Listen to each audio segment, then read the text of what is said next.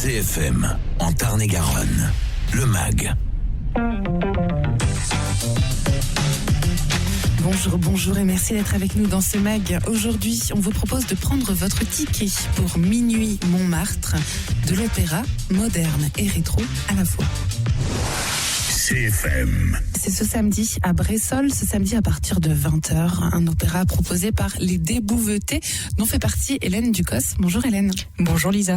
Vous êtes mezzo-soprano et compositrice, de retour dans la région, native du Tarn-et-Garonne. Vous êtes partie, je crois, en Angleterre, de retour par Paris, et là pour donner cette première représentation de Minuit Montmartre. Alors un petit peu avant de parler de votre parcours, vous êtes toute jeune, 30 ans et des brouettes.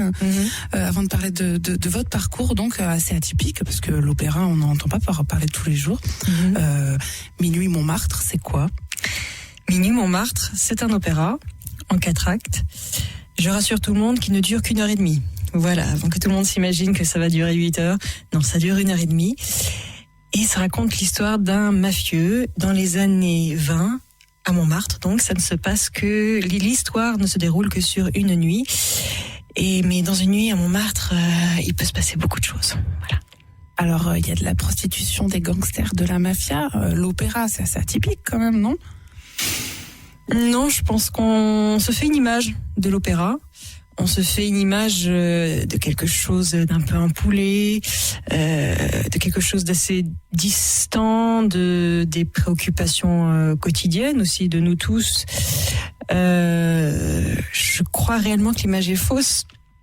Je ne sais pas très bien ce qui a contribué à véhiculer cette image, mais je peux vous dire qu'il y a un certain nombre d'opéras déjà existants qui parlent de nos préoccupations quotidiennes, qui parlent de sujets d'actualité, qui parlent de les pressions faites aux femmes, le harcèlement sexuel, les combats intersectionnels, voilà, des choses qu'on entend aujourd'hui à la radio, mais qui sont présents dans le monde de l'opéra.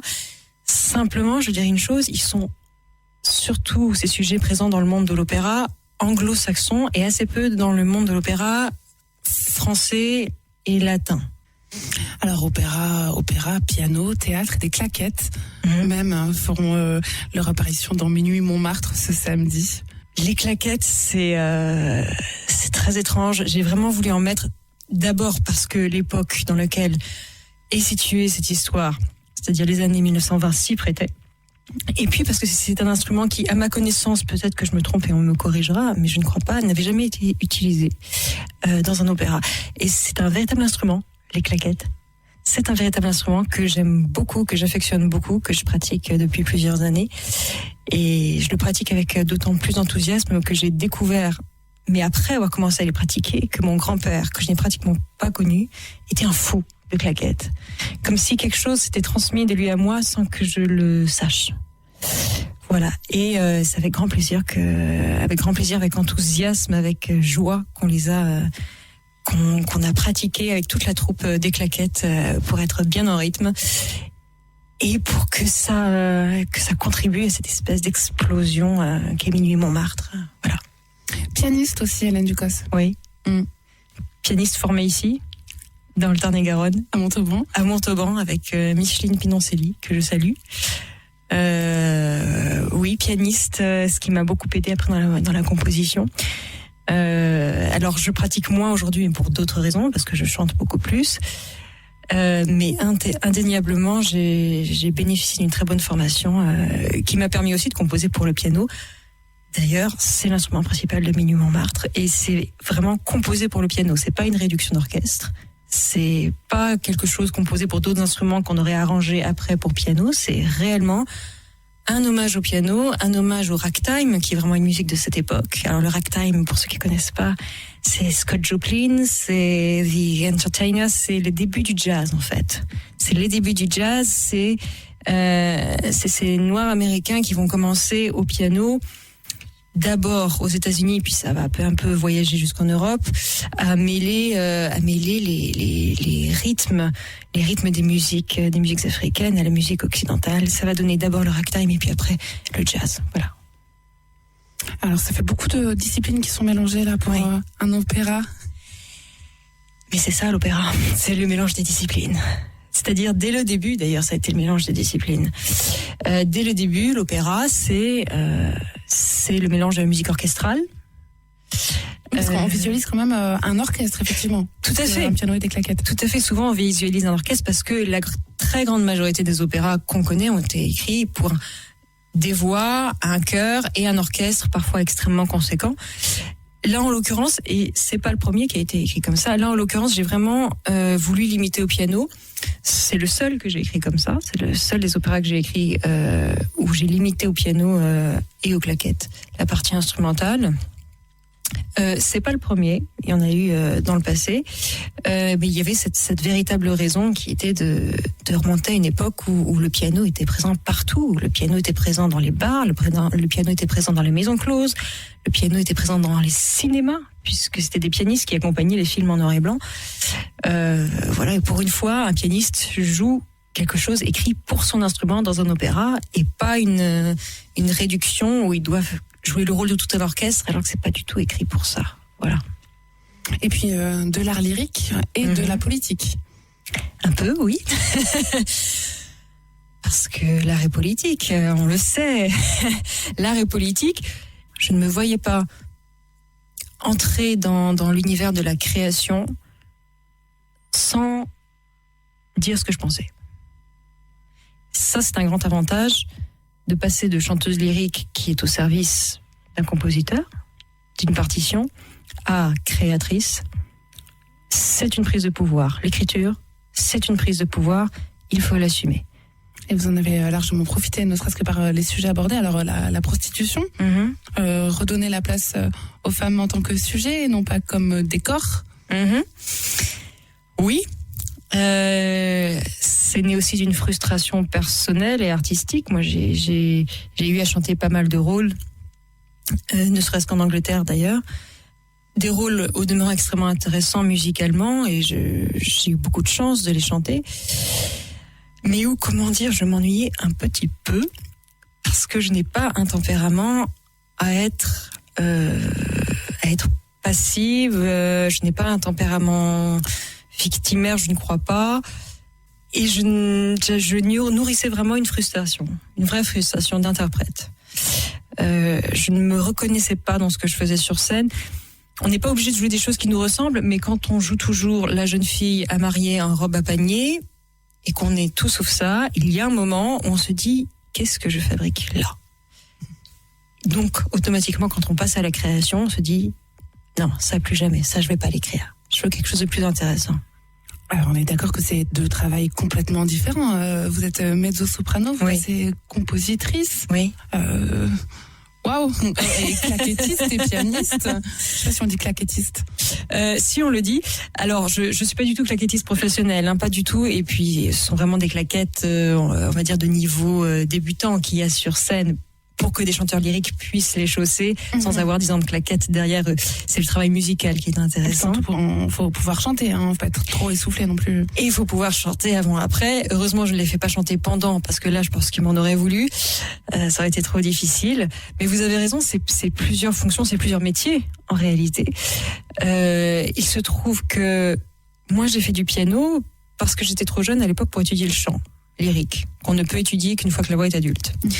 Donc j'ai fait du piano un peu bêtement, voilà, on m'a inscrit au conservatoire, j'ai fait du piano et maintenant je dis heureusement que j'ai fait du piano parce que une fois que vous êtes pianiste, il y a beaucoup de portes qui s'ouvrent à vous. Vous comprenez comment fonctionne la musique, vous pouvez aller vers les études d'harmonie, de contrepoint qui sont des termes oulala, qui paraissent un peu élitistes. En gros, vers des études d'écriture de la musique. Voilà, de comment ça s'écrit la musique. Et parce que j'avais ce bagage, ça n'a pas été difficile en fait. C'était une source de questionnement, ça a été une charge de travail bien entendu de créer, mais en revanche, il y avait suffisamment de bagages pour pouvoir passer de chanteuse lyrique à compositrice, justement parce que je n'avais pas été que chanteuse lyrique. Hélène Ducos, chanteuse et interprète de cet opéra Minuit Montmartre à voir ce samedi à Bressol. Un petit extrait.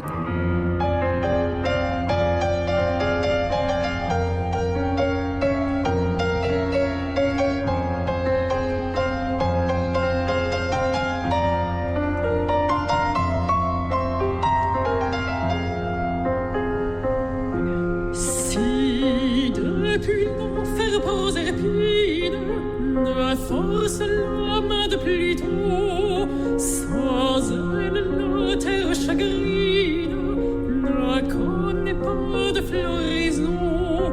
Si Cléopâtre sa Cyprine n'offre ses airs aux pamoisons, ainsi la belle Alexandrine donne une chance au pharaon. Car la femme, surtout lorsqu'elle retire ses bras, car la femme, c'est par elle que tu tomberas. Si l'impératrice Agrippine ne tient plus la bras de Néron, à l'aube la cité latine échappe à son coup de tison. Si de jouir à la coquine s'autorise là maintenant, le soleil balançant la trine de l'idée la révocation.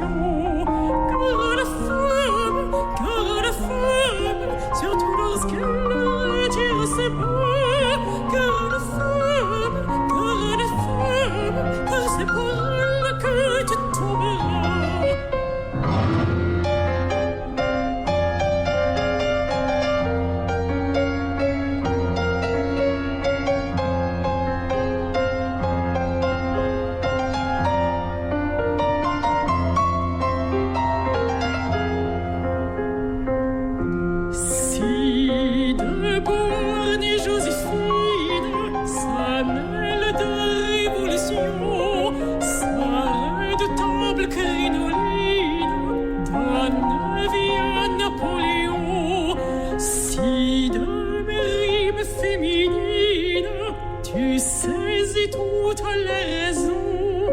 Méfie-toi d'une gourgandine et n'oublie jamais ma leçon.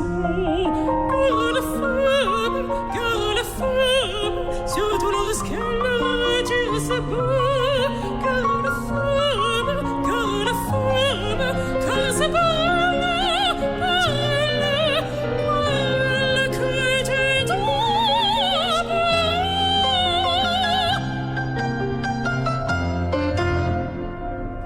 C'est pas souvent qu'on entend de l'opéra dans ce mag sur CFM Radio. On est avec la compagnie des Beauveutés, avec Hélène Ducos, chanteuse lyrique et compositrice de cet opéra qui sera à voir ce samedi à la Muse de Bressol.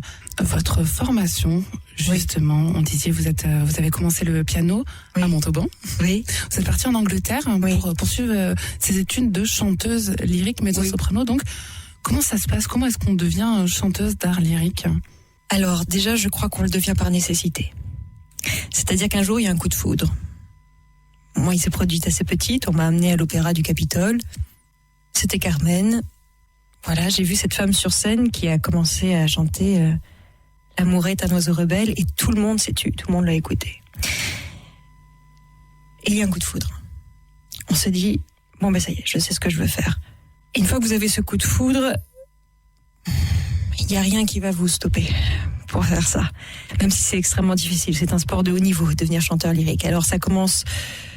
Moi, j'ai eu la chance de commencer par des études de piano, donc j'avais le bagage musical, le bagage de solfège. J'avais tout ce bagage-là qui me permettait de lire et d'analyser des partitions. Et une fois que j'ai eu la voix, c'est-à-dire une fois que je suis devenue adulte... alors adulte, c'est-à-dire vers 12 ans quand même. Ah non, la voix vraiment lyrique pour commencer à la travailler, c'est plus vers la fin du lycée et la majorité, c'est vraiment plutôt ça. C'est pour ça que c'est frustrant quand vous savez depuis que vous êtes toute petite que vous voulez faire ça, vous devez attendre. Vous faites autre chose en attendant. Oui, avec la possibilité d'être mauvaise, arrive à 18 ans. Oui, tout à fait, la possibilité d'être mauvaise.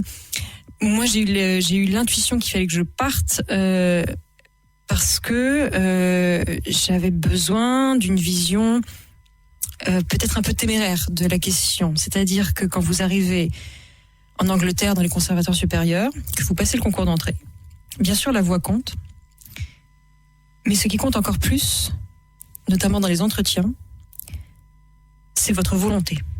Et les jurys en Angleterre préféreront toujours prendre quelqu'un qui a une volonté d'acier d'y arriver, de faire les choses, plutôt qu'une autre personne qui aura peut-être une meilleure voix, mais qui n'est pas sûre de ce qu'elle va faire.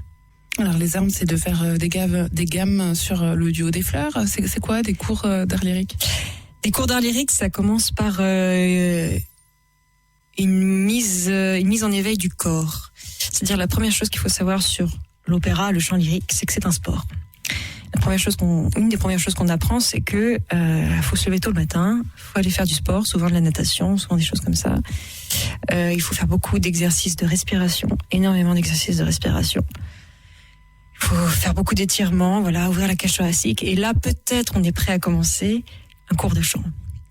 Et un cours de chant, ça commence par des vocalises très simples, très douces, parfois qui n'ont rien à voir avec les sons extrêmement puissants qu'on fait à l'opéra, mais qui vont nous permettre de former la voix pour pouvoir produire ces sons après.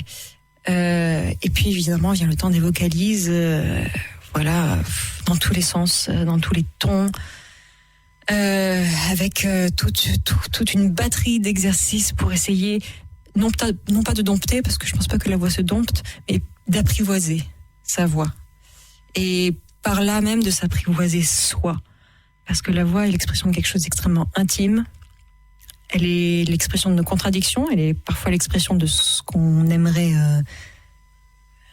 oublier, ce qu'on aimerait cacher. Mais il y a toujours une raison pour laquelle on a une voix aiguë, on a une voix grave, on a une voix longue, peu de souffle, beaucoup de souffle. Il y a une raison profonde, il faut la trouver, il faut l'accepter. Et voilà, et c'est plusieurs années au conservatoire supérieur à faire des exercices tous les jours, et puis après à monter sur scène avec le conservatoire dans des rôles d'opéra et à apprendre ces rôles très vite par cœur, à savoir apprendre un rôle en 2 jours. Ça aussi, on forme la mémoire. C'est un véritable exercice que de savoir comment on mémorise quelque chose rapidement et de manière sûre. Et ça devient mezzo-soprano pour voilà. vous, Hélène Ducos, qu'on pourra voir, donc on le rappelle, pour cet opéra Minuit Montmartre à la Muse de Bressol. Ce sera ce samedi à 20h, un opéra dans lequel vous chantez, vous faites des claquettes, du piano, et dont vous êtes aussi compositrice. Donc là, on passe complètement à l'envers du décor. Comment ça se crée un opéra? Comment est-ce qu'on peut monter une compagnie comme les Débouvetés? Alors, il faut une idée, qui était l'idée du collectif d'abord. Il faut savoir qu'en France, il y a plus les troupes comme il y avait il y a quelques décennies dans les maisons d'opéra. C'est-à-dire, si vous allez dans une maison d'opéra, quelle qu'elle soit, vous n'allez pas entendre une troupe. La troupe de la maison d'opéra, vous chantez quelque chose, vous allez entendre des artistes qui ont été castés, c'est-à-dire recrutés exactement pour cette production-là, qu'on a pris à droite à gauche, parfois à l'international. Voilà. Et ce que j'avais un peu connu en Angleterre, furtivement, parce que voilà, j'en suis revenue, c'est le travail de troupe, c'est-à-dire les mêmes artistes qui travaillent ensemble au long cours. J'avais cette idée un peu plantée en tête de recréer une troupe, et une fois qu'on a l'idée, il faut la rencontre. Et la rencontre, elle s'est faite. Il se trouve que c'est la soprano Laura Kemp, qui est aussi d'ailleurs à l'affiche de Minuit Montmartre, qui a été cette rencontre. Elle m'a dit quelque chose d'extrêmement simple. Je lui fais part de cette idée, et elle m'a dit cette phrase toute simple: écoute, si tu y vas, je te suis. Le simple fait d'avoir quelqu'un qui vous dit ça, c'est un déclic. Et comment on recrute des gens? D'abord, on voit les gens qu'on connaît, qui seraient intéressés. Après, on va un peu plus loin dans le réseau en disant: est-ce que tu connaîtrais pas quelqu'un qui serait intéressé par le travail de troupe? Et on arrive à trouver en fait des artistes intéressés par le travail de troupe, y compris des artistes de très haut niveau, y compris des artistes qui sont déjà en carrière. Je pense à Johan Leland notamment, qui sont intéressés par ce travail, justement parce que le travail de troupe, ce n'est pas la même chose que le travail dans les grandes maisons d'opéra. C'est un travail justement au long cours, c'est un travail, j'allais presque dire familial quelque part. Et on y trouve ce qu'on ne trouve pas forcément dans les grandes maisons d'opéra, à savoir vraiment travailler avec la matière humaine, faire du théâtre, puisque l'opéra c'est avant tout du théâtre, mise en musique certes, mais c'est du théâtre. Et ça crée une communauté dont je peux dire que je suis fière. Voilà, je suis extrêmement fière de cette troupe Parfois, je les appelle la bande d'abrutis parce qu'on aime bien travailler avec beaucoup de sérieux. On aime bien aussi rigoler. Et je crois qu'il faut s'appliquer vraiment à rigoler à la fois dans le travail et à la fois dans la vie privée. Et je les estime tous et je suis extrêmement fière de ce groupe. Voilà. Les Débouvetés à voir donc à l'occasion de cette représentation de Minuit Montmartre, qui n'est pas le seul opéra qui a été créé. Du coup, là, en l'espace de quelques mois, vous avez cravaché là, Hélène. Oui, j'ai cravaché. Faut que je fasse attention d'ailleurs parce que je suis quelqu'un qui a tendance à avoir des plages de travail très intenses et après des décompensations. Mais oui, on a cravaché. On a créé un autre opéra qui s'appelle Amanda, où là, il y a un ensemble orchestral, par contre, qu'on a créé à Paris aussi. Et puis, il y a d'autres choses qui sont dans les tuyaux, qui arrivent. Mais effectivement, on fait pas mal de créations. Et ça aussi, ça détonne dans le paysage lyrique, en tout cas le paysage français. Parce que la création n'a pas forcément été la grande priorité des grandes maisons. Si on va dans la rue et qu'on demande à n'importe qui, citez-moi une pièce de théâtre qui a été écrite ces 50 dernières années. Tout le monde va être capable de vous citer au moins un titre, au moins quelque chose, ne serait-ce que, je sais pas, des pièces de Josiane Balasco ou des choses comme ça, ou Le Père Noël est une ordure, tout simplement. Tout le monde, n'importe où en France, va être capable de vous citer une pièce de théâtre. Si on pose la même question pour l'opéra, eh bien, je pense pouvoir affirmer que très peu de personnes vont être capables de citer un titre. Minuit Montmartre, à voir à Bressol. Les Débouvetés, vous serez combien sur scène ce samedi ? On sera 10 sur scène, 9 chanteurs et une pianiste. Oui, c'est ça, 9 chanteurs et une pianiste, c'est bon, j'ai tout le monde, voilà. Les décors, en quelques mots ? Le décor est extrêmement simple. Alors, je vais vous dire, on fait vraiment... quand on fait tout nous-mêmes, on fait vraiment tout nous-mêmes. C'est-à-dire les décors, c'est nous aussi. Et on fait vraiment dans le plus sobre possible. Parce que ce qui nous intéresse, c'est la matière humaine sur scène. C'est les personnages, leur évolution. Et il est plus intéressant d'avoir une intrigue, un propos compréhensible. Je le précise pour ceux qui auraient peur de pas comprendre ce qu'on chante. On travaille beaucoup la diction. On travaille énormément la diction. Il est plus intéressant d'avoir des enjeux et une histoire à suivre, des personnages à suivre dans un décor sobre que l'inverse, qu'avoir un décor qui écrase tout. Donc le décor est extrêmement simple et sobre et je laisserai les spectateurs le découvrir. Ce samedi à la Muse de Bressol à partir de 20h pour venir découvrir Minuit Montmartre de la compagnie Les Débouvetés. On peut regarder un petit peu tout ce que vous faites sur votre site internet, lesdébouvetés.com. Hélène Ducos, j'en profite pour vous demander, c'est quoi les Débouvetés ? On me le demande souvent d'où ça vient ce nom un peu bizarre. Alors je peux le dire. La première fois que nous nous sommes tous rencontrés, et c'était pour travailler sur Minuit Montmartre, on était accueillis en résidence, pas loin d'ici d'ailleurs, dans le Tarn-et-Garonne. Et il nous a fallu construire une scène pour travailler en fait. Et on a construit une scène sous un grand auvent, tel qu'on en a dans les anciennes maisons du Tarn-et-Garonne. C'est une sorte de préau. Et pour ça, on a empilé des palettes. Et par-dessus, on a mis des planches. Vous savez, des planches de bois agglomérées tout à fait basiques. Et le terme technique pour ces planches, pour qu'elles tiennent ensemble, on dit qu'on les bouvette. Voilà, les bricoleurs savent de quoi je parle. Et donc on les a bouvetées pour que ça tienne et que ça nous fasse une scène sur laquelle travailler. Et en réalité, on était tellement énergiques et on travaillait tellement d'arrache-pied que chaque soir, les planches n'étaient plus bouvetées les unes aux autres. Et donc on avait un membre de la troupe, pour ne pas le citer, Corentin Bournon, qui tous les soirs prenait le marteau et allait rebouveter les planches. Et au moment où il a fallu se choisir un nom, ça s'est imposé à nous. On s'est dit, visiblement, on débouvette carrément les scènes. Donc on va s'appeler les Débouvetés. Les Débouvetés seront donc sur la scène de la Muse de Bressolles ce samedi à partir de 20h. Lesdébouvetés.com pour aller voir un petit peu tout le panel de ce que vous proposez. De l'art lyrique, de la politique, du Beggars Opéra, du ragtime, de l'opéra, du piano, du théâtre, des claquettes sur la scène de la Muse de Bressolles. On vous y retrouve. Hélène Ducos, donc mezzo-soprano et compositrice de cet opéra. Hélène Ducos, merci beaucoup.